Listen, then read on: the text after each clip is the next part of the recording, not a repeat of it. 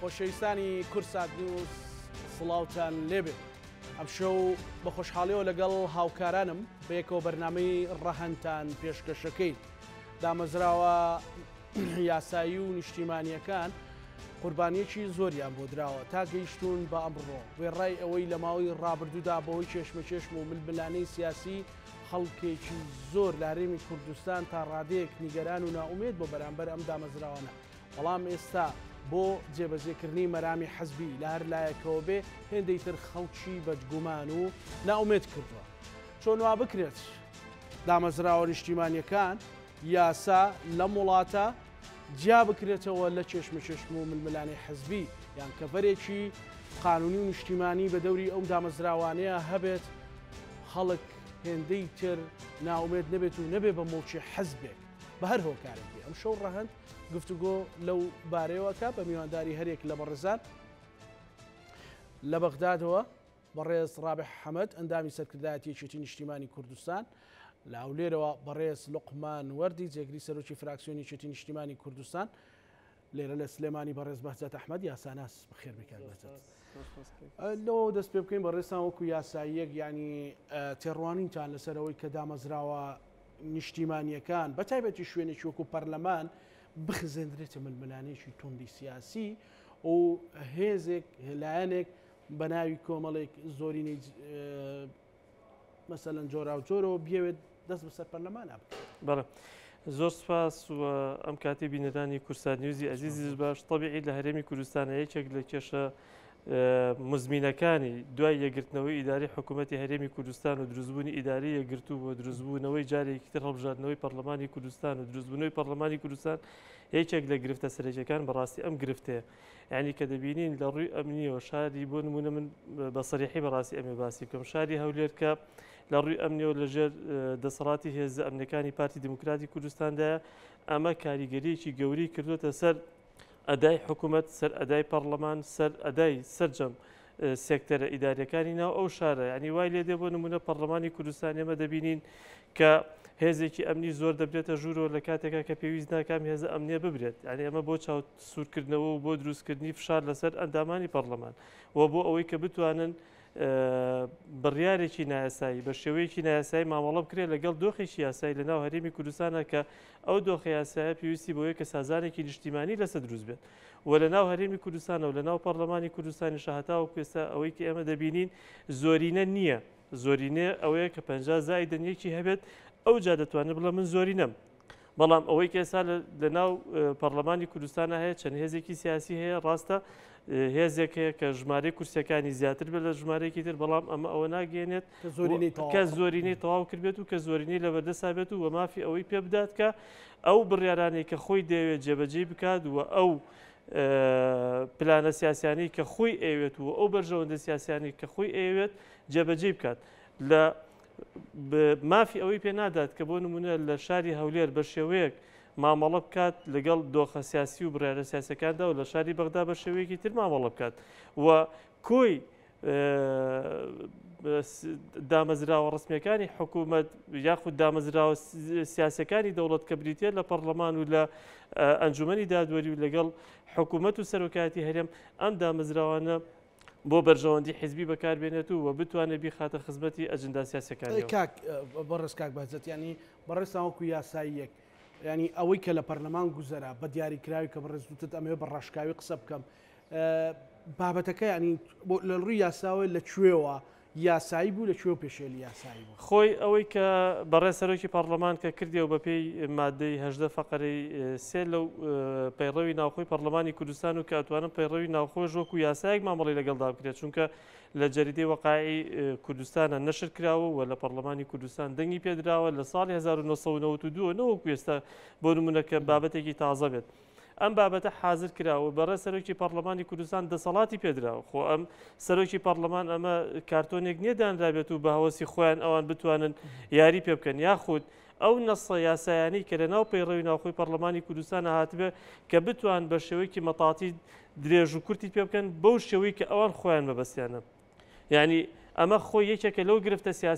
لەو گرفتە یاسانی کە لە هەرێمی کوردستاندا هەیە بەداخەوە لە ناو هەرێمی کوردستانە هەتاوەکو ئێستا ڕێز لە دەقەیاسایەکان ناگیرێت، هەتاوەکو ئێستا ڕێز لە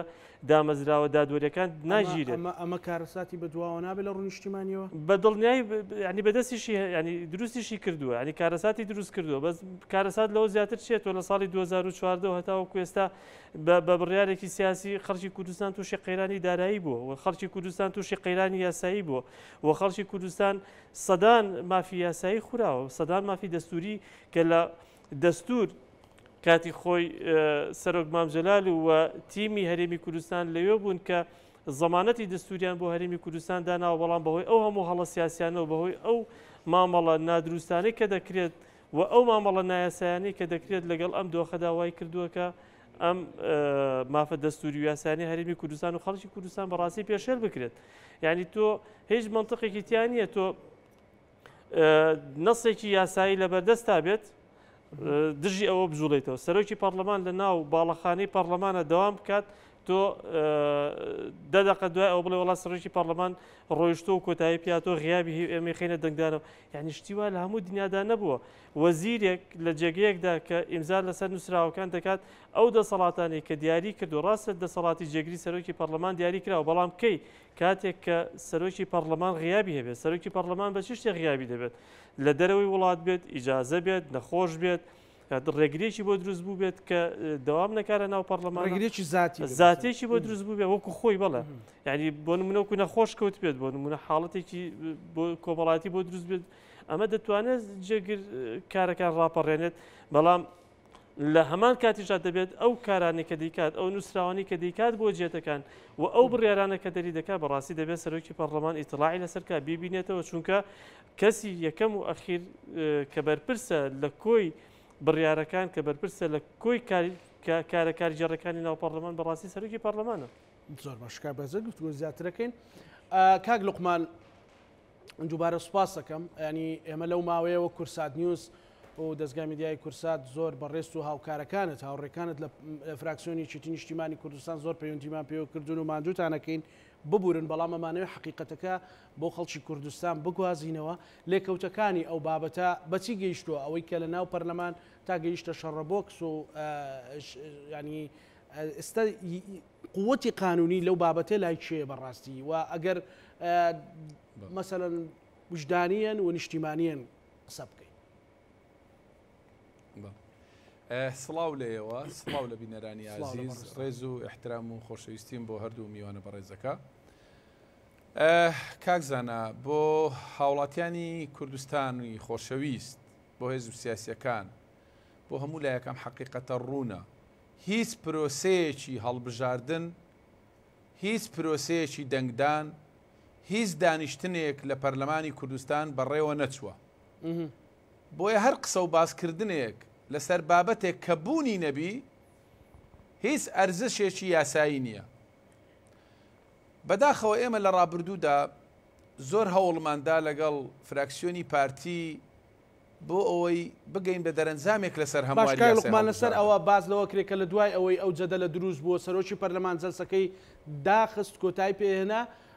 باز لەوە کرێ ئەم دەنگدانە کراوە و ڤیددیۆیەکی تایبەت و نهێنی لای فراکسیۆنی پارتی لە 2000 پیشانی نوێنەری وڵاتان و UN دەن، ئەمە ڕاستی تایە؟ کاکزانە من ئەمەوێ ئەو بابەتە ڕوون بێت، هەرچەندە من باسی ئەم بابەتەش ئەەکەم، ئەم بابەتە ڕوون بێ لای هاوڵاتیانی خۆشەویستی کوردستان. دوای ئەوەی بەڕێز سەرۆکی پەرلەمان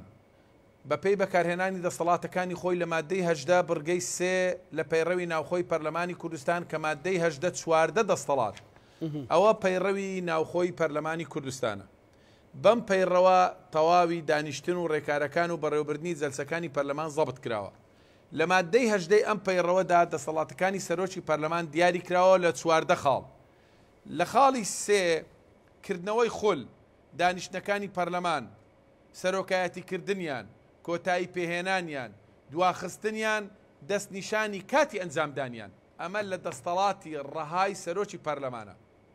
دوای ئەوەی بە شێوازێکی ناپەیڕەوی کە لە مادەی 48 ئەم پەیڕەوە هاتووە، ئەڵێ هەر بڕگە و مادەیەک بۆ بەرنامەی کاری دانیشتنی پەرلەمان لەلایەن فراکسیۆنێک یان دە ئەندامی پەرلەمان زیاد بکرێت داوا بکرێت پێویستە 48 کاتژمێر 24 کاتژمێر بەر لە دانیشتنی پەرلەمان ئەم بابەتە بخرێتە ڕوو. سعات 10 بەیانی جەلسە بووە. سعات 3 ئێوارە فراکسیۆنی پارتی داوای زیادکردنی بڕگەیەکیان کردووە بە دەستەڵاتی جێگیری سەرۆک و سکرتێری پەرلەمان بۆ بەرنامەی کار کە ئەمە تەواو پێشێلکردنی پەیڕەوی ناوخۆی پەرلەمانە و هیچ تەفسیرێک هەڵناگرێت. دوای ئەوەی ئێمە هەوڵماندا سەرۆکی پەرلەمان هەوڵیدا کە ئەم بابەتە بابەتێکی ناپەیڕەویە بابەتێکی نایاسەییە ئەمە دۆخی سیاسی هەرێمی کوردستانی شتێکەدا تکا ئەکەین ئەم بابەتە بابەتی گفتوگۆیە هێشتا ئێمە لە قۆناغی گفتوگۆ داین ئیتر سوور بوون لەسەر ڕای خۆیان. هەر لە دەستپێکی دانیشتنەکە بەڕێز سەرۆکی پەرلەمان بە پێی مادەی هەژدا بڕگەی سێ دەستەڵاتەکانی خۆی بەکارهێنا و کۆتایی بە جەلسەکە هێنا. کۆتایی هێنان و لێدانی چەکشی کۆتایی هێنانی جەلسە و شەڕ یەک بووە لە پەرلەمان. تەحەدا ئەەکەم جێگری سەرۆکی پەرلەمان بیتوانی بێ لەسەر کورسەکەی خۆی بسێتە سەر کورسی سەرۆکی پەرلەمان بەچی جەلسەی بەڕێوە برد. شەڕ بووە. ئێمە کرێ لەسەر شەڕ قسە بکەین چۆن ئەم شەڕە ڕوویدا چۆن کۆتایی پێات بەڵام دانیشتن نەبووە وجودی نەبووە. ئەمە عیبەیەکی گەورەیە ئەمە شەرمە ئەمە خیانەتە بەرامبەر بە خوێن و خەبات و تێکۆشانی ئەم شەهیدانە ئەمە بەرامبەر بە تێکۆشانی ئەم گەلا ئەمە چ مەهزەلەیەکە کاکە عیبە ئەمە ئەوەی کە ئەم دامەزراوانە کاک لوقمان ئەم دامەزراوانە زیاتر خەڵک ناومێدە ینی ئەوە حقیقەتم لەو ڕۆژنامە نووسێکەوە بڵم ئەوەندەی تر ناومێدی ناخاتە دڵی خەڵک بەرامبەر بێئومێد نابێ بەرامبەر ئەو دامەزراوانە. کاکزانە ئەوەی کە کرا ئەوەی کە جێگری سەرۆکی پەرلەمان و فراکسیۆنی پارتی ویستیان بیکەن نەیانتوانی ڕێگریمان کرد خۆشبەختانە فراکسیۆنی یەکێتی تەواوی ئەندامانی فراکسیۆنی یەکێتی نیشتیمانی سەروەریەکیان تۆمار کرد کە ڕێگەیان نەدا کارێکی نایاسایی بکرێت لە پەرلەمانی کوردستان ڕێگان نەدا کارێکی ناپەیڕەوی بکرێت بۆیە هیچ پرۆسەیەکی دەنگدان هیچ دانیشتێک نەبووە لەکوێ بووە دیسان تەحەدانەکەم یەک گرتەی ڤیدیۆیی دانیشتنێکی پەرلەمان پیشان بدەن کە دانیشتن کرابی. کاکە واگریمانە بکە ئەمانە بە بڕگەی سێمی بەرنامەی کار داوای دانیشتنی پەرلەمانیان کرد. بە پێی ڕێکاری پەرلەمانی ئەبێ ئەندامێکی پەرلەمان داوا بکە بڵێ بڕگەی سێم بێتە بڕگەی یەکەم ئەو جار بخرێتە دەنگدان زۆرینەی دەنجی ئەندامانی پەرلەمان بێنێ ئەو جار پرۆسەی دەنگدان ئەوە دەست پێ بکە کە دوو قۆناغ یەکشەمیان حوت ئەندامی ئەنجومەنی کۆمیسارانن ئەبێ متمانە وەربگرنەوە دوو ئەندامی ترن ئەبێ یەک بە یەک بخرێنە دەنگدان ئەرێ زەحمەت نەبی ئەو ئەندامانە چێ بوون بۆ لە واقع بڵاو کرایەوە لوقمان بەڵام ئاخر ئێستا دێمە سەر ئەوەش بۆ ئاگاداریت من تاکو ئێستاش نازانم ئەو دوو ئەندامەی کە پێشنیاز کرابوون چێن چون هیچ ئەندامێکی پەرلەمانیش نازانێ شتێک بۆ بەرنامەی کار زیاد دەکرێت ئەبێ بخرێتە ناو سندوقی ئەندامانی پەرلەمان ئەبێ لە بەردەمیان بێ ئەمە چ مەهزەلەیە کە ئەوانە باسیەکەن ئەمە چ سوکایەتیکردنە بە دامەزراوێکی دەستوری و تەشریعی وەکو پەرلەمان بابەتی بڵاوکردنەوەشی لە وەقایع بەڕێز وەزیری داد سێ خولی یەک لە دوای یەک سکرتێری پەرلەمان بووە ئەم پەیڕەوەی وەکو ناوی خۆی لەبەرە من نازانم ئەم پیاوە تەمەنیشی 80 ساڵە سوێندیشی خواردووە کاری نایاسایی نەکا ئەمە چ ویژدانێک ڕێگەی پێدا واژۆ لەسەر بڕیارێکی نایاسایی بکات لە وەقایع بڵاو بکرێتەوە ڕاستە وتویەتی حیزبەکەم لەسەر و ئەمری پێکردووە بەس کاکە خۆ هەر ئەمری حیزب نییە ئەی ویژدان ئەی زەمیر ئەی ئەو سوێندەی کە ئێمە لە بەردەم خوای گەورە و میلەتەکەمان ئەی خۆین کە ئەبێ ڕازگۆ بین پابەندی یاسا و دەستور بووین و بەرژەوەندی باڵای میلەتەکەمان لەبەرچاو بگرین بۆیە ئەمانە بەڕاستی کارێکی هێندە نامۆقێزەونە هێندە ناشرینە ئینسان هەر ئەسڵەکە من پێم وایە بکەرانی ئەم کردەوە ناشرین هەر ئەسڵەن عیبە شەرمە هەر باسی کردەوەکە بکەن ئینسان پرۆسەی سیاسی لە هەرێمی کوردستان لەبەرچاوەکەوی ئەوان باسی خەتەر لەسەر قوارەی سیاسی هەرێمەکەن ئەزانی ئەم زۆرە کردەوانە گەورەترین خەتەرە لەسەر قوارەی سیاسی هەرێمی کوردستان ئەم شێوازە مامەڵەکردنی فراکسیۆنی پارتی کردی و جێگری سەرۆکی پەرلەمانی پارتی کردی گەورەترین خیانەتە بەرامبەر بە دامەزراوەیەکی دەستوری گەورەترین هەڕەشەیە لەسەر قوارەی سیاسی هەرێم پێشێلکردنی ئەو سوێندەیە کە ئێمە لە کەم ڕۆژی دەست پێکردنمان وەکو ئەندامی پەرلەمان بەرامبەر بە میلەتەکەمان و خوای گەورە خواردیتمان و دەستمان خستۆتە سەر قورئانی پیرۆز کە پابەندی یاسا و دەستور بووین و بەرژەوەندی باڵای میلەتەکەمان لە بەرچاو بگرین. بەم شێوەیە بەرژەوەندی باڵای میلەت لە بەرچاوە گیرێ. ئەی خەڵک چی بڵێت کاک لوقمان ئەگەر بەوەی جەنابەت بڵێ خەڵک مثلەن کە خوای گەورە دەسەڵاتێکی ڕەهایە ینی خلافی سوێند خواردن بە کەلامی خوای گەورە ینی خەڵک چ ئومێدێکی بەو دامەزراوە بەو خەڵکانە بمێنێ کە دامەزراوە دروستکەن کە هەڵبژاردن بەڕێوە بن بەڕاستی. ئەخرەگە من هاوڵاتیەک بم گوێ لەو مەشهەدە و لەو فلیمە ببینم دیمەنەکانی ئەو شەڕی ئەو ڕۆژەی دانیشتنی پەرلەمان لە بەرچاوە بێ ومێدم بەم دامەزراوانە نامێنێ ومێدم بە حکومڕانی و دەسەڵاتی هەرێمی کوردستان نامینێ کاتێک کە ئەبینم مەهزەلەیەکی گەورە سوکایەتێکی گەورە بە دام و دەستگا دەستوریەکانی هەرێمی کوردستانەکرێ کەچی پیرۆزبایی لێکرێ کەچی وەزیری داد کە مەفروزە عەدالەت بەردەستە بکات لە هەرێمی کوردستان ئەبێ پارێزەری یاسا و دامەزراوە یاسایەکانی هەرێمی کوردستان بێ کەچی ئەو بێویژدانی ئەکا واژۆ لەسەر بڕیارێکی نایاسایی و ناپەیڕەوی ئەکا کە خۆی سوورە و سوور ئەزانێ کە ئەمە غەدر و تەحەدایەکە لە قانون و لە دەستورەکرێت. بۆیە هیچ دانیشتنێک ڕووی نەداوە با ڤیددیۆیەک بێنن بۆیە ئەم ڕاستیە لای خەڵکی کوردستان لای هێزە سیاسیەکان لای نێردەی وڵاتان لای یونامی لای هەموو خەڵک ڕوونە کە ئەمە مەهزەلەیەک بوو کارێک بوو کە کردیان ئەمە شکۆی دامەزراوەکانی پەرلەمانیان لەکەدار دامەزراوە دەستوریەکانی هەرێمیان لەکەدار کرد وە گومانیشیان خستە سەر هەموو ئەو بانگەوازانەی کە لە ڕابردوو ئەیان کرد بەرامبەر بە یەک ریزی پێش هەموو شتێک بێڕێزی بوو بەرامبەر بە بانگەوازەکەی سەرۆکی حیزبەکەی خۆیان کە هەفتەیەک بوو بانگەوازی کرد بۆ یەکخستنەوەی نێو ماڵی کورد و نازانم بۆ ڕێخستنەوەی تەبایی نێوان هێزە سیاسیەکان ئێمە زۆر هەوڵماندا ئەوە ڕوونەدا بەڵام بەداخەوە ئەوەی کە بینیمان ڕوویدا ئەوەی کە ڕوودا جگە لە شەڕکردن شتێک نەبووە بە ناوی دانیشتنەوەوانە ئەمە لامان سەیرە بۆیە بەڕاستی ئەمە جگە لە جوملەکانی جگە لە جوملە قانونیەکانی بەڕێز سەرۆکی پەرلەمان کاک لوقمان هیچ جملەیەکی تر لەناو ئەو قاعەیە وتراوە تا ببێ بە بڕیار و بر لە وەقاع بڵاو بکرێتەوە ببێ بە یاسا بە بڕیار بە هیچ شێوەیەک دیسانەڵێ بە هیچ شێوەیەک من سرکەساتی یەکەم یەکێک بووم لەوانەی کە ئێمە گەیشتینە ناو سەر سەکۆی سەرۆکایەتی پەرلەمان چونکە ئەگەر ڕێگەمان دابا حەقیقەتێکە جێگری سەرۆکی پەرلەمان کە ڕاهاتووە بەوەی کاری نایاسایی بکە ئەویست کارێکی ناپەیڕەوی بکە بە ناپەیڕەوی درێژە بە جەلسەبدا بەڵام ڕێگەمان نەدا بۆیە شەڕ ڕوویدا یەک جوملە یەک بڕگە یەک دانیشتن زیاتر لە 70-80 کەس لە پاسەوان لە ئاسایشی بەناو پەرلەمان لە فەرمانبەرانی پەرلەمان لە ناو قاعە بوو شەڕ و لێکدان بوو هیچ دانیشتنێکی پەرلەمان نە دوای ئەوە نە پێش ئەوە نە لە کاتی ئەوە ڕووی نەداوە دوای کێشانی چەکشی کۆتایی هێنانی دانیشتنی پەرلەمان هیچ شتێک ڕووی نەدایە بۆیە ئەمەش خۆی لە خۆیدا قەباعەتێکی زۆر گەورەیە کە ئاڵێن بە دەنجی 58 ئەندامی پەرلەمان ئێمە کۆمیسیۆنمان هەموار کردەوە ئەگەڕێمەولات کاگومان بەڵێ بۆ بورە ڕابح خان بەڕێزت لە بەغدای دیمەنەکە گەورەتر ینی ئەبینیت ئەوە دیتیل بوو کە کاک بەهجەت یاساناز باسی کرد کاک لوقمان جێگری سەرۆکی فراکسیۆنی چیتی باسی کرد بەغدا لایەنە عەرەبیەکان دامەزراوە عراقیەکان ئەم بابەتانە بینن ینی هێندەی تر ڕێگە خۆشکەر نابێ بەوەی کە وەکۆی ئێستا دەستیان پێ کردووە هەر جارە و بە زۆرێک هەرێمی کوردستان باشتر و ورتر لە قاڵب بدەن بۆڵێ ئەو کاتە باش کاکزانە سڵاو ڕێزم بۆ میوانە بەڕێزەکان و بینەرانی کەناڵە جوانەکەی کورسات نیوز کاکزانە ئێستا سەردەمی پێشکەوتن و تەکنەلۆژیا و ئینتەرنێت و ڕاگەیاندنی پێشکەوتو و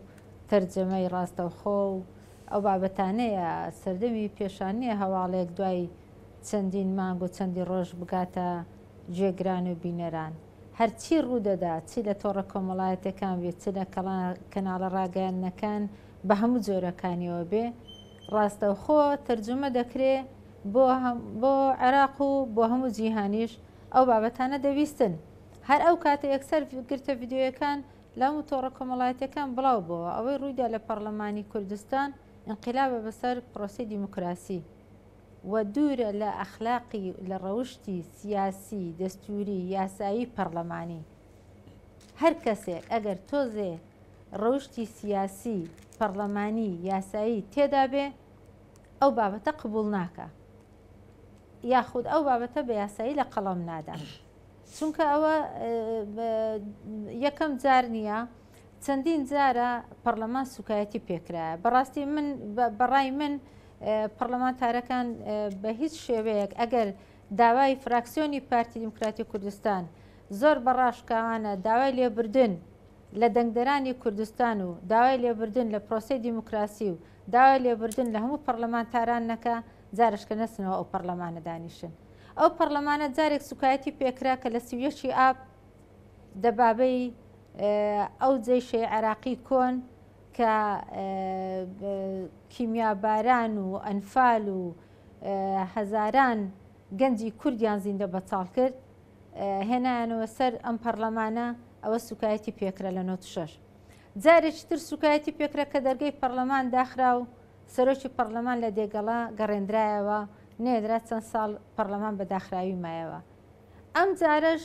سوکایەتی پێکرا لە بەرچاوی هەموو کەناڵەکانی ڕاگەیاندن و جیهان و ناوخۆ و دەرەوە و ئەقلیمی کە سەرۆکی پەرلەمان لەسەر کورسیەکەیەتی دانیشتنی پەرلەمان کۆتایی پێدێنێ بەڵام جێگرەکەی لە تەنیشتی دەرێ کۆتایی پێ نەهاتووە لەکوێ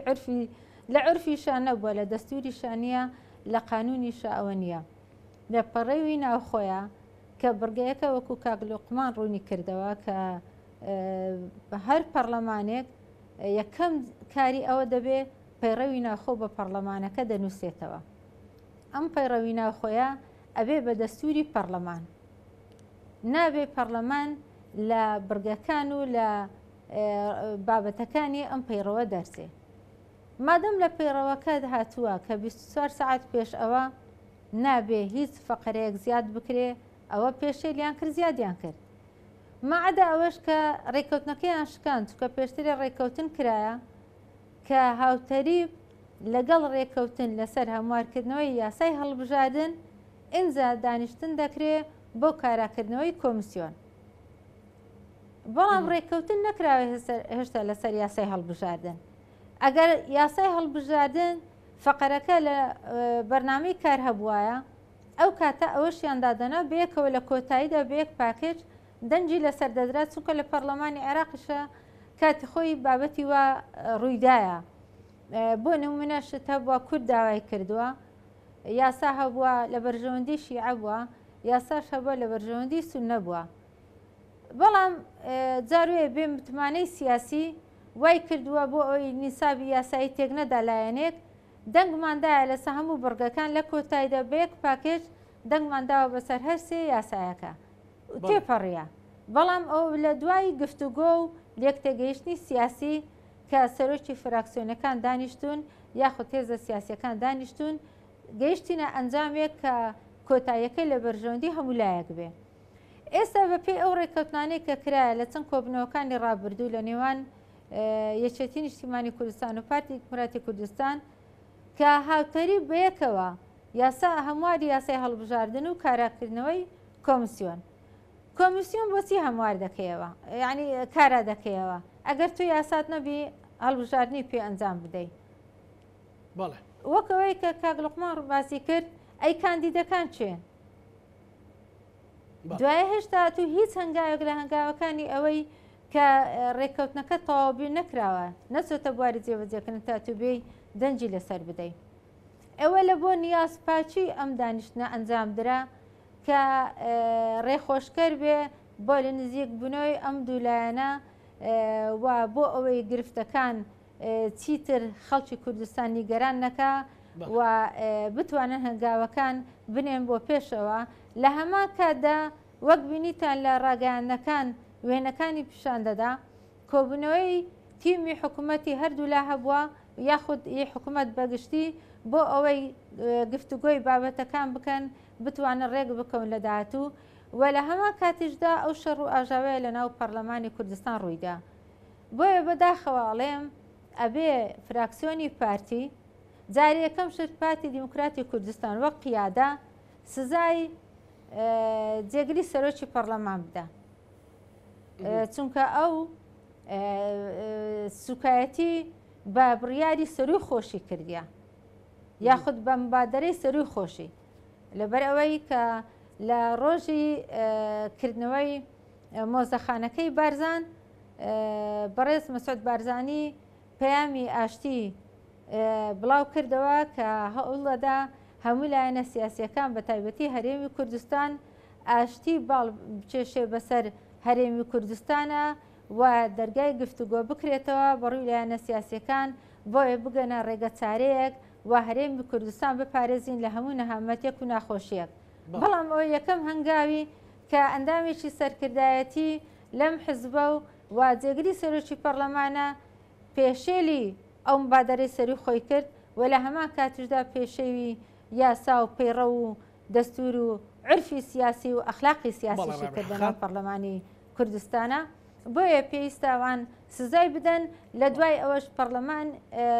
فراکسیۆنی پارتی داوای لێبوردن لە دەنگدەران و داوای لێبوردنش لە هەموو فراکسیۆنەکان بکە ئینجا فراکسیۆنەکانی تر بستنەوە پەرلەمان چونکە بەڕاستی ناکرێتەوە پرۆسی سیاسی ئەوەندە سوکایەتی پێ بکرێ و بە تایبەتی ئەو سوکایەتی بە پەرلەمان دەکرێت بەڕای من ئەو پەرلەمانە داخرێ زۆر باشترە بۆ ئەوی شکۆ بۆ هەرێمی کوردستان بگەڕێتەوە جارش تر دەرگا نەکرێتەوە ئەگەر ئەم بابەتانە دووبارە بکرێتەوە یاخود یاسایەک دەربکرێت لە پەرلەمان هەر هێزێکی سیاسی هەر هەنگاوێک بنێ سوکایەتی بەو مؤسسە دەستگای یاسادانان و چاودێری بکاتن ئەوە بێبەری بکرێت لە پەرلەمان ئەجینە چونکە بەڵام بەداخەوە من حەزەکەم باز لە شتێک بکەم بۆ سوکایەتی بە پەرلەمان دەکرێت چونکە پەرلەمانێک 12 ساڵە یاسای بجێی بۆ نەهاتووە چونکە گرنگترین ئیشی پەرلەمان چاودێریە چاودێریش لە چ لە کاروبار و ئادای حکوومەت ئەگەر حکوومەت خۆی ئاعترافی بەو مؤسسەیە نەکردیە و یاسای بجێی بۆ نەناردیە چی هەیبەتێک بۆ ئەم مؤسسەیە دەبینێ زۆر باشە ڕاوی ئێستا دەبینن لە عێراق کاکزانە لە عێراق ئەوە دەبینی ماوەی 1 مانگە تەنها لیژنەی دارایی لە پەرلەمان بە شەو و بە ڕۆژ لە کۆبوونەوەدان بۆ ئەوی بڕگە بە بڕگەی یاسای بجە دراسە بکەن و دەنجی لەسەر بدەن و چەندین جاریش گەڕاندیتیانەوە بۆ حکوومەت تا ئەنجومەنی وەزیران گفتوگۆی لەسەر هەندێک فەقەرە بکاو یان خود گۆڕانکاری تێدا دەکا و دووبارە دەینێریتەوە بۆ پەرلەمان ئەوە گرنگیدانە بە پەرلەمان ئەوە گرنگیدانە بە دەستگایەکی هەڵبژێردراوی جەماوەر دەنگدەرانی عێراق دەنجیان پێداوە بەڵام لە هەرێمی کوردستان لەبەر ئەوەی تا ئێستا حکوومەت ئەوە 12 ساڵە بە هیچ شێوەیەک یاسای بزەینە ناردووە بۆ پەرلەمان بە دوواداچوون بۆ چی بکە بەڵێ باشە ڕابێحەخان ئەگەر ڕێمەولات مسپاس دەکەم ئەمەوێ لەسەر ئەو پرۆژه یاسای بودجێش قسەیەک بکەین لەبەرەوەی ئەمەش بەشێکی گرنگی کاری پەرلەمانیە بەڕێز کاک بەزێت کاک لوقمان وتی کە ینی بەڕێز وەزیری دات سوێندی یاسایی خواردووە ینی قەزات تەواو ینی گەر خوێ خۆی خراپ بێت چی بکرێت مەسەڵەن کوردە ئێڵێ ئەمە چۆن ئیمزای کردو لە وەقایع بڵاوەوەکو کاک لوقمان ئەڵێ تەحەدا ئەەکەم کە بەڕاستی هیچ ڤیددیۆیەک هیچ شتێک نییە جگەلەوەی کۆی پرۆسەکە ناپەیڕەوی بۆ کۆوتی و جگەلەوە هیچ ڤیددیۆیەک هیچ یعنی شتێک نییە تەنها ئەوان ئەیسەپێنن کە ئەمە قەراریان داوە بێ بڵاویش کرێتەوە لە ڕووی قانونیەوە ئەمە چ زەربەیەکی ترە بەڕاستی کاکە زانە تەبیعی وەکوی کە برای بەڕێز کاک لوقمان باسی کرد لە ناو پەرلەمانی کوردستانە ئەم کارە زۆر نەک ناپەیڕەویە هەر نایاساییە و ئەسڵەن تاوانە ینی خۆی ئەگەر ئێستا ئێمە لە وڵاتێکی مؤسساتی دابووینە دەبوو ملاحەقەی قانونی ئەم جۆرە کەسانە بکرێت کە ئەم کارە نایاساییان کرد لە ناو پەرلەمانی کوردستانە لە ناو مؤسسەیەکی گرنگ و خاوەندە سەڵاتە و ئەمەشی کە وەزیری داد کردوێتی درێژکراوەی ئەو تاوانە یاساییەیە کە کراوە و تەجاوزی حدودی وەزیفی خۆی کردووە چونکە هەموو فەرمانبەرێکی حکومی ئەگەر وەزیر بێت ئەگەر مدیرعام بێت بریکاری وەزیر بێت ئەمە لە کارێکی گشتیا و لە وەزیفەیەکی گشتیایە پێویستە پابەندی یاسا بێت پێویست بێ ڕێگر بێت لەوەی کە ئەم بڕیارە نایاسایانە ئەوانە تێنەپەڕە بەسەریدا ئەگە تێپەڕی و خۆشی بەشێک بوو لەمە ئەمە بە پێی قانونی عقوباتی عراقی دەبێتە بەشێک لە تاوان و دەبێت ملاحقی قانونی بکرێت و دەبێت دۆسیی لێکۆڵینەوەی بۆ بکرێتەوە ئەگەر لە وڵاتێکا بین کە وڵاتێکی مؤسساتی بێت بەڵام بەداخەوە لە هەرێمی کوردستانە ینی وەکو ڕابێ کە وەزیری داد مەسەلەن خۆی سکرتێری پەرلەمان بە دوو دەورە ئەنی چۆن ئیمزای ئەوە خۆی فرسەدێکێک بووە لە ئەو کەسانەی کە پەیڕەوی ناوخۆی نووسیوەتەوە لە ساڵی 92 خۆیشێک بوو لەوانەیە کە لێکە بوو لە ئەندامەکانی پەیڕ ینی ئەمەی کە کردوێتی بە سەراحەت نازانم ئەو ئاگای لێتی ینی ئاگای لێتی یاخود لەسەر و ئەوی شۆبازیان بەسەر ئەویشە هەڵداوە و هاتوون ئەمان جەبەجە کرد چونکە هیچ منطقی تیانە ئەوەی کە من بینیم لە سەعات 89 ئێوارە بڵاو کراوە لە ناوپەیجی وەزارەتی دادا کە على ئەساس جەریدەی مجەلەی وەقایع بڵاو کراوەتەوە و ئەم بڕیارەشی تیان نەشر کراوە یعنی هیچ منطقی تیانێت تۆ لە ماوەی 24 ساعتە بڕیارێکی نایاسایی دەرکەیت بینێریتە وەزارەتی عدل لە وەزارەتی عدل کۆمەڵێ بڕیاری تریش و کۆمەڵێک بەیانی تریش بێن و بیکەنە ناو ئەم مجەلەی وەقایع ئەوە یەکسەر نەشریکەن و بڵاویکەنەوە بڵێن ئەمە یعنی ئەمە ئەزانی چۆنە کاک ئەمە سوکردنی کوی دامەزراوە سیاسەکانی هەرێمی کوردستانە نەگەر پەرلەمان بە حکوومەتەوە بە دەستگا ئەمنیەکانەوە بە دەستگا قەزایەکانەوە بە پەرلەمانی کوردستانەوە وایان لێ کردووە کە ئەم مؤسساتانە بێئەرزش بن بێئەرزش بن لە بەرامبەر چیە لە بەرامبەر ویست و خواستی کەسێکی دیاری کراوە کە هاوڵاتیشی ئاسایی ئەو پەنابۆچی ببات مەسەلەن ینی خۆی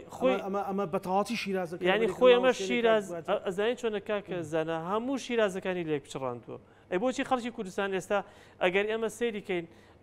ملاحەزەیەک بکەین لە هاتنی کابینین و هەتاوەکو ئێستا ڕێژەی کوشتن بەرز بۆتەوە ڕێژەی تاوانەکان بەرز بۆتەوە کۆمە ئەمە نەتیجەی چییە؟ خەڵک هەست بەوە دەکات کە مافەکەی پارێزراو نییە ڕووەکاتە دادگایەک مافەکەی پارێزراو نییە دەبینی خەڵکی بێتاوان کراوەتە ژوورەوە لەسەر کۆمنتێک گیراوە دەبینی خەڵکێکەیە کە تاوانبارە و تاوانی گەوری ئەنجام داوە لە دەرەوە پیاسەکە ئەسوڕێتەوە ئەمانە بۆچی ئەگەر وا دەکات کە خەڵک باوەڕی بە مؤسساتەکان نامێنێت بە مؤسساتی دەوڵەتی نامێنێت کە پەرلەمان بێت حکوومەت بێت ئەنجومەنی دادوەری بێت باوەڕی بەم بابەتانە نامێنێت ئەمە کاریگەری زۆر نێگەتیف و خراپە خاتە سەر ڕۆڵ و ئەکتیڤێتی دەستگا حکوومیەکان و ئێمە حەزیشەکەم یەکشە دێ بەڕاستی زۆر ئاماژەی پێ بم بابەتی هەر وەکو ڕابیحخانش باسی کرد ینی هەفتەیە دە ڕۆژ پێشەوەی کە ئەم بابەتە ڕوودات کاک مەسعود خۆی داوای ئاشتەوایی کردووە لە ناوی یەکێتی نیشتیمانی کوردستانە بە سەرۆک پاڤڵیش و بە کاقوبادیشەوە دەهێندەی لایەنی پارتی و خەڵکی ناوپارتی سەرکردایەتی پارتی بەرەو پێشوونیان هەبوو و زۆر بە ڕۆحێکی گەرمەوە و بەلاپەڕەیەکی تازەوە چوونە پێشەوە بۆ چارەسەرکردنی کێشەکان و زۆریش خەڵکی کوردستان دڵخۆش بوو یعنی لەو چەند ڕۆژەدا بچوویتە بازار و ئیش و کاری ناوبازاری خەڵک کە دەچوو قسە لەگەڵ دەکەی کرابەوە وەزعێک و دۆخێکی هێمن هاتووە و خەڵک هەستی بە ئارامێکی زیاترە کرد بەڵام ئەمە دەردەخات کە لە ناو پارتی دیموکراتی کوردستانیشدا مرکزیت نەماوە تەنانەت ئیلتیزام بە بڕیارەکانی سەرۆکی پارتی دیموکراتی کوردستانی شۆ ناکرێ و باڵێک کۆمەڵێک کەس هەن کە ویستێکی تاکڕەوی خۆسەپێنیان هەیە لە ناو مؤسسە دەوڵەتی و حیزبەکانە لە هەرێمی کوردستان و ئەیانەوێت ئەو ئەجندا سیاسیانەی کە خۆیان هەیەە ئەو بەرنامە سیاسیانەی کە خۆیان هەیە فەرزیکەن بەسەر کۆی سێکتەرە ئیداری و سیاسەکانە لە هەرێمی کوردستان زۆر باش کاک بەزە دەگەڕم وڵات کاک لوقمان دەرەنجامی ئەو بابەتە بەرەوکوێ هەنگاوانێ بەڕاستی کێسە لە واقعە بڵاو کراوەتەوە مەسەلەن ئایا ئەمە کۆی ئەو شتانە ئەخاتە ژێر پرسیارەوە یان دۆخێکی جارێکی تر دۆخێکی بێمەتمانەی لە بارەی دامەزراوەکانەوە دروستە بێت ینی هەنگاوی یەکێتی نیشتیمانی کوردستان چی ئەبێت؟ کاک زانە وەکو من ئاماژەم پێدا هیچ دانیشتێکی پەرلەمان ڕووی نەداوە و هیچ دەنگدانێک نەبووە و هیچ فعلێکی با بڵێن کارێک نەکراوە لە ناو پەرلەمانی کوردستان دانیشتەکانی پەرلەمانی کوردستان ڕوونە باشکراکرێەوە لە ڕێ ڕاگەیاندنەکانی شەوە گوازرێتەوە ئەمە بوونی نییە ئەمە تاوانێکە بەرامبەر بە یاسا بەرامبەر بە دامەزراوێکی یاسادانان لە هەرێمی کوردستان کرا بۆیە ئەم پرسا بێ ڕاست بکرێتەوە بە هیچ شێوەیەک باسی ڕای ئێمەت کرد بە هیچ شێوەیەک ئێمە ئەم بابەتە قبول کراو نییە کە بۆیش ئێمە پەنامان بۆ هەموو ڕێکارێک بر کە ڕێگانە دەینەم کارە ناپەیڕەویە بکرێ بڕوامان پێمان وا بۆ ئەمە سەرپێچێکی گەورەیە بۆچی کاک زانە ئێمە لە 3/11/2021 بە ڕسمی وەکو فراکسیۆنی یەکێتی داوای هەمواری یاسای هەڵبژاردنمان کرد پارتی ڕەتی کردەوە. ئێمە دوو ڕێککەوتنامەی نووسراومان هەیە لەگەڵ فراکسیۆنی پارتی کە پرسی هەمواری یاسای هەڵبژاردن و کاراکردنەوەی کۆمیسیۆن دوو پرسی نیشتیمانین ئەبێ بە سازان بێ. ڕێککەوتنی یەکەمیان لە 2022 کە تەواوی سەرۆکی فراکسیۆنەکان بە فراکسیۆنەکانی پێکاتەکانیشەوە کە وەکو ئالات و ئامراز هەمیشە بە مەسلحەتی پارتی بەکاردێن بەوانیشەوە واژۆی لەسەر کراوە لە 2022 کە پرسی هەڵبژاردن و کاراکردنەوەی کۆمیسیۆن بە کەمینە و زۆرینە لە پەرلەمانی کوردستان تێناپەڕێ هاوتەری بەیەکەوە خرێنە بەرنامەی کار و بەیەکەوەش دەنجیان لەسەرە درێ. دوای سازان لە 28/2/2023 دیسان ڕێککەوتنێکی تریش هەیە لە نێوان دەستگای هەڵبژاردننی پارتی لەگەڵ دەستگای هەڵبژاردننی یەکێتی کە هەردوو فراکسیۆنەکەشی تێدایە. لە هەمان ڕێککەوتنەکەش لە خاڵی چوار ئەڵێ هاوتەریب لەگەڵ دەنگدان لەسەر هەمواری یاسای هەڵبژاردن کۆمیسیۆن کاراکەینەوە. ئەزانی ئەوەی کە کرا وێڕای ئەوەی ئێمە باسمان کرد کە ئەمە بێڕێزیە بە دامەزراوە دەستوریەکانی هەرێم بەڵام ینی ڕێزنەگرتنی واژووی خۆشیانە چونکە لە ڕووی ئەخلاقیەوە ئینسان هەر ڕێککەوتنێک هەر هێزێکی سیاسی ڕێککەوتنی لەگەڵ هەر جیهەتێک کرد ئەبێ حرمەت و ڕێزی واژۆکەی خۆی بگری. ئێمە دوو ڕێککەوتنمان هەیە هەردوو ڕێککەوتنەکە ئاڵێ پرسی هەڵبژاردن و کاراکردنەوەی کۆمیسیۆن هەمواری یاسای هەڵبژاردن و کاراکردنەوەی کۆمیسیۆن ئەبێ هاوتەری بەیەکەوە بن بێ ڕێز لە واژۆی خۆشیان نەگرت. وێ ڕایەوەی باس کراکە ڕێز لە پەیامەکانی خۆشیان ناگرن. بۆیە بەڕاستی ئەمە کارەساتێکی زۆر زۆر گەورەیە ئەمە سەرەتایکی خەتەرناکە. من خۆم دوای ئەوەی کە بینیم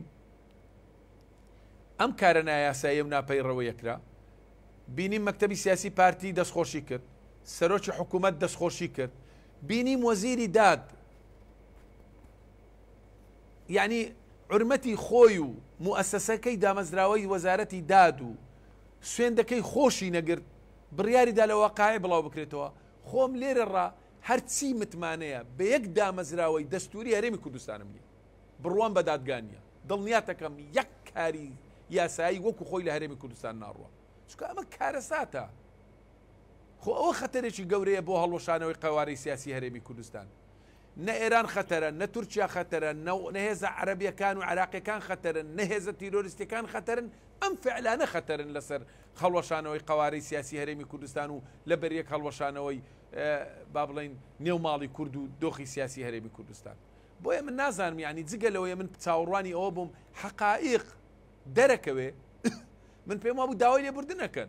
کەچی دێن پاساوی ناشەرعی دێننەوە بە چ چاوەڕوویەک کەسێک کە سوێندی خواردووە لە پەرلەمانی کوردستان لە بەردەم میلەت و خوای گەورە دەستی لە قورئان داوای مەممان مسلمانین چۆن پاساو بۆ کارێکی ناشەرعی و ناڕەوا دێنێتەوە. بۆیە ئەمە جگە لەوەی کە ئەبێت داوای لێبوردن لە خەڵکی کوردستان و لە دامەزراوە دەستوریەکی تەشریعی وەکو پەرلەمان بکەن کەمە کارێکی هەڵەیان کرد کارێکی ناپەیڕەویان کرد هیچ شتێکی تر هەڵ ناگرێت. ئەوە ئەمە سەرەتایەکی خەتەرناکیشە بەڕاستی و بێمتمانەی تەواو دروست بووە بەرامبەر بە هەموو دامەزراوەکان. تاکی دەکەم من خۆم بڕوان بە قەزانیە لە هەرێمی کوردستان پێم وایە هەموو شتێک وەکو خۆی ناڕوە چۆن ئێستا هاوڵاتیەک هەیە لەسەر کۆمنتێک 2 ساڵ زیندانی ئەکرێ هاوڵاتی هەیە لەسەر ئەوەی تەنها خەبەریان زانیوە چۆن ڕاوەکەوی کردووە ئێستا 20 مقدەمی سەربازیە 20 ڕۆژە لە زینداندا لێی ناپێستنەوە خەڵکی شەیە ئەم فعلانە ئەکا کەچی وەک بەرزەکی بانان بۆی دەرەچێ و دێن پاساوی بۆ دێنەوە. بۆیە ئەمە سەرەتایەکی خەتەرناکە ئەمە بێمتمانەیەکی تەواو دروست بووە بەرامبەر بە دامەزراوە دەستوریەکانی هەرێمی کوردستان. بەڵێ کاک لوقمان لەگەڵمان بمێنەرەوە ڕابح خان بەڕێزت لە کۆتایی قسەکانت باسی بودجەت کرد ئەمەش زەدەلێکی دروست کردووە مەسەلەن ئەندامێکی لیژنەی دارایی لە فراکسیۆنی پارتی پێی وایە کە یەکێتی لەگەڵ شیعەکان ڕێککەوتووە دژی هەرێمی کوردستان. بەڕێزت من نامێ بچێ دیتەیڵ و تەفاسیلی بابەتی بودجە بەڵام سیاسیەن هەر بەڕاستی ئێوە دەستکەوتان هەبووە لەناو ئەو لیژنەی مالی وەکو یەکێتی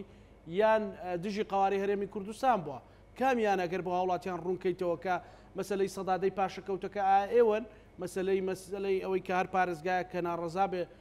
یان نیگەران بێت لە ئەتوانێت خۆی داوای بەشە بودجەی خۆی بکات ئەمانە کوێیان خراپە؟ بەڵێ کاکزانە وەک دەزانی یەکێتی نیشتیمانی کوردستان ئەوە لە چەند ڕۆژی داهاتوو یادی 48 ساڵەی دامەزراندنی ئەم حزبە شۆڕژێڕاوە لە سەردەستی یەکێتی نیشتیمانی کوردستان هەرس بە هەرس هاتو چەخماخەی شۆڕشی نوێ دەستی پێکردەوە لە سەرەتاوە قوربانی بە خوێن داوە لە پێناو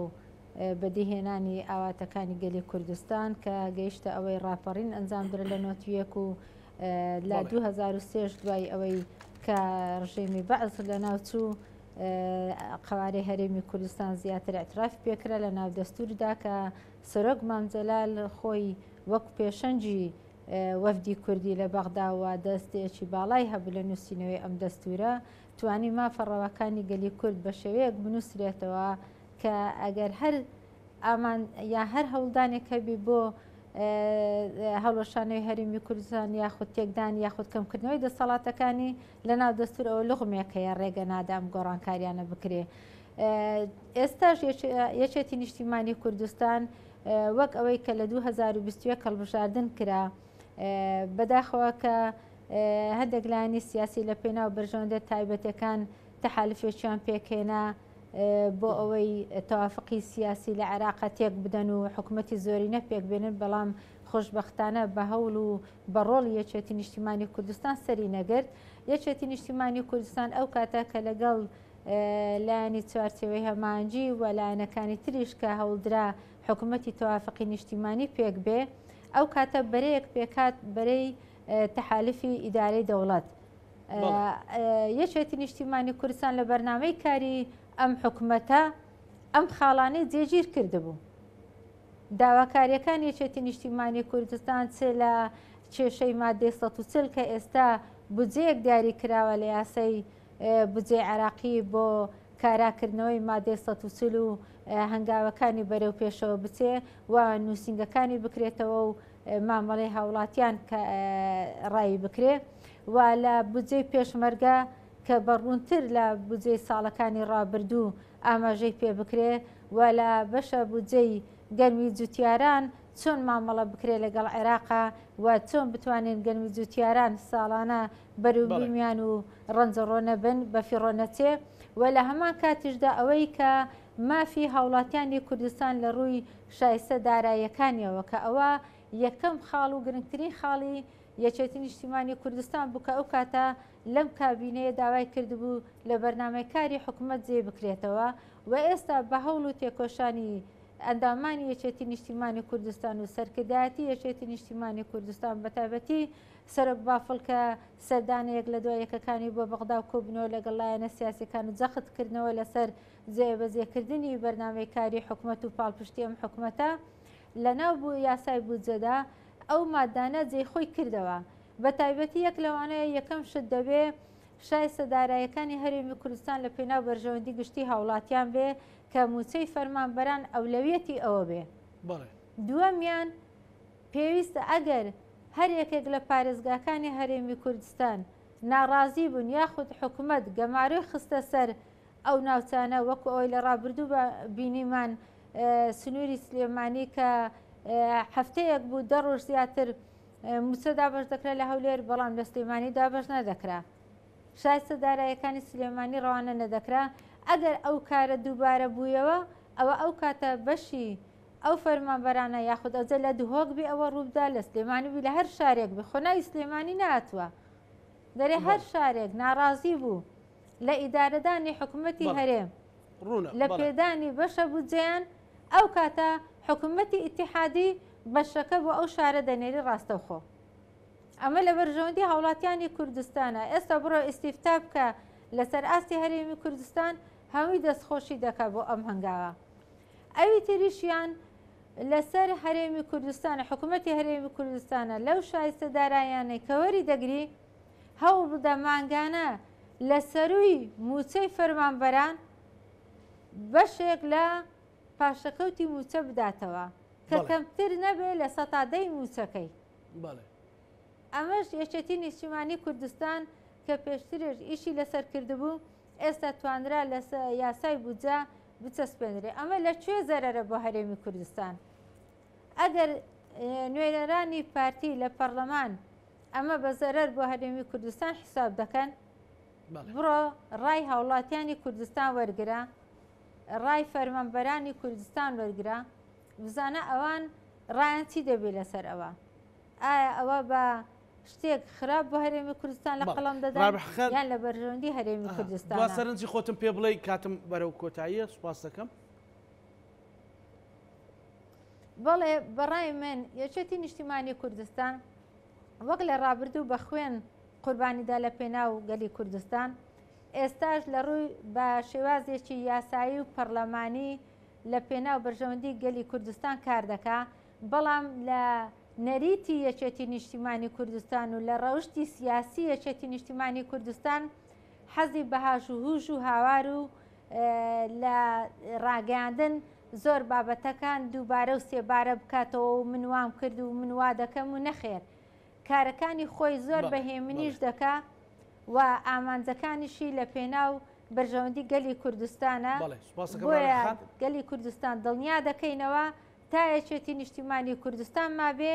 ناهێلی مافیان بخورێ. بەڵێ سوپاس دەکەم بەڕێز ڕابیحەخان کاک لوقمان دوا سەرنجی خۆتمان پێ بڵێیت. دوا سەرنجی ئێمە ئەوەیە کە کارێکی یاسای شتێنی کراوە بێعورمەتی بەرامبەر بە مؤسسەیەکی وەکو پەرلەمان کراوە پێویستە ئەمە ڕاست بکرێتەوە ئەم وڵاتە مڵکی باوکی کەس نییە ئەم وڵاتە مافی خاوەنددارێتی هاوڵاتیانی هەرێمی کوردستانە ڕێگا ڕاست و دروستەوەی هەموو هێزە سیاسەکان بەیەکەوە ئەم پرسە پرسێکی نیشتیمانی ئەبێ سازانی لەسەر بکرێت هەموار یاسای هەڵبژاردن بە شێوازێک کارە بکرێت هەموار بکرێتەوە کە لەگەڵ ئاستی پێشکەوتنی کوردستان بگونجێ خزمەت بە پرۆسەی سیاسی بکە ئەمە ڕێگا دروستەکە بە پێچەوانەوە ئێمە پێئەنەینە قۆناغێکی خەتەرناکتر کە ئێمە هەرگیز ئومێد بۆ ئەومە ناخوازی. سوپاس دەکەم کاک بەزە دوا سەرنجی بەڕێسا. کاکەزانە من دەمەوێت چەند سانیەکم بۆ زیاد بکەیت بۆی کە ئەو پرسیارێک کە ڕابیحەخان کردت بۆ یەکێتی نیشتیمانی کوردستان لە بەغا دووشتی فەرامۆش کردو یەکەم کاری حیزبی تەسک کە تەنها بۆ یەکێتی هەوڵ نادات دووهەمیش هەموو کوردستان بە یەک چاوەبینێت و ئەو کاتی کە سەرۆک مامجەلال لە بەغدا بووە لەو فترەیە 105 میلیارد دۆلار هاتۆتە هەرێمی کوردستان و ژێرخانی ئابووری هەرێمی کوردستانی پێپتەوکراوە و 35 قۆنسۆڵیەت لە هەرێمی کوردستان کراوەوە کە بە بڕیاری بەڕێز مامجەلال هەمووشی لە هەولێردانراوە و هەج بەرپرسێکی باڵای وڵاتانی جیهانیش هاتۆ سەردانی کاک مەسعودیان کردووە لەسەر پێشنیاری بەڕێز مامجەلال بۆ ئەوەی پێگەی هەرێمی کوردستان بەهێز بێت ئەمە یەکێتی ئەمانەی کردووە بۆی کە هەرێمی کوردستان بەهێز بێت نەک بێهێز بێت و دواسرنجی منیش لەسەر ئەم بابەتە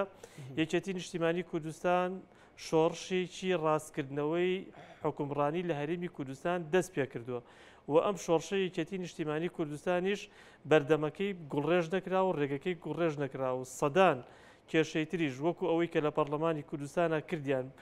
بیکەنە و دووبارەیکەنە و یەکێتی دەست لەو شۆڕشی خۆی هەڵناگرێت تا یەگەێنێ بە ئامانج. زۆر سپاس بۆ بەڕێز بەهزەت ئەحمەد یاسانات سپاس بۆ بەڕێستان سپاس بۆ بەڕێز لوقمان وەردی جێگری سەرۆکی فراکسیۆنی یەکێتی نیشتیمانی کوردستان سپاس بۆ بەڕێز ڕابیحە حەمەد ئەندامی سەرکردایەتی یەکێتی نیشتیمانی کوردستان بینەرانی خۆشەویست